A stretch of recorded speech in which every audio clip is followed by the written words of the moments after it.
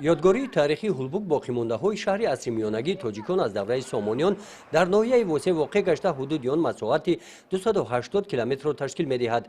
سمینار جمهوریوی تحت عنوان هولبوک میراث فرهنگ جهانی در ناحیه وسع نزد یادگاری تاریخی قصر شاهانی هولبوک آن همین طرف در محیط فرهنگی با استقبال گرم و صمیمی مهمانان شروع گردید.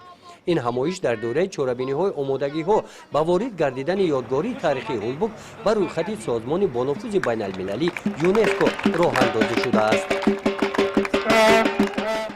سمینار جمهوریوی هولبوک میراث فرهنگی عمومی جهانی با دستور و ابتکار حکومت جمهوری تاجیکستان مشخصاً پیشوای معظم ملت محترم امام علی رحمان امروز مورد عمل قرار گرفته است. باید قید نمود که شهر عصری‌میانگی هولبوک یکی از نابغه‌های نادرترین ملت تاجیک در دوره زمان طلایی خلق تاجیک دوره سامانیان منسوب می باشد.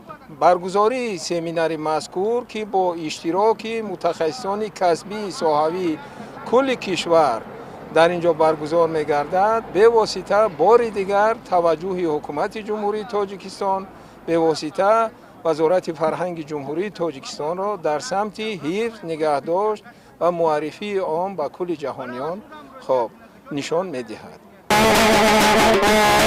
در چنین محیط فرهنگی با اشتراک این ساکنان ناحیه وسع دیرکتور انستیتوت تاریخ باستانشناسی و مردمشناسی به نام احمد دانش نزد اکادمی ملی علمی جمهوری تاجیکستان عبیدالله نصرالله در سمت حفظ و آموزش یادگاری‌های تاریخی از جمله یادگاری تاریخی هولبوک قید نموده ابراز نمودند که وارد گردیدن هولبوک به میراث فرهنگی جهانی با عالمیان معرفی کردن فرهنگ تاجیکان همچون ملت صاحب معرفت و تمدن‌ساز، شهرساز و شهردار محسوب می‌یابد.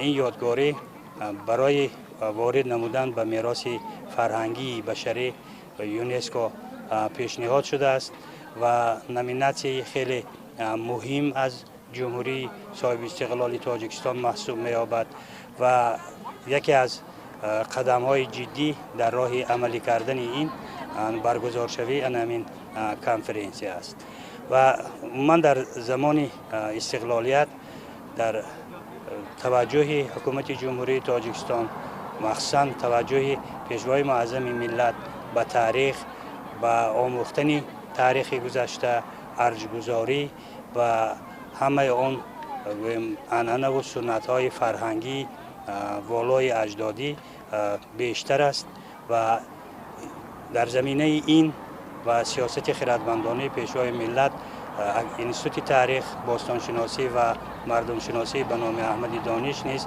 در شب و روز در پی تحقیق، آموزش و بررسی تاریخ گذشته است و مخصوصاً در آموزش باستانشناسی. هولبوک یادگاری تاریخی نه تنها عصرهای میانه همچنین تاریخی از این هم قدیم عصرهای 5-4 تا میلاد را در بر گرفته است. تا حال باقی مانده های آن زیر خاک بوده دوره به دوره تدقیق شده ایستادند. قید نمودند اکادمیک یوسف شاه یعقوبوف. قسمت علمی همایش جمهوریوی هولبوک میراث فرهنگی جهانی در تالار کتابخانه آثارخانه هولبوک ادامه یافته.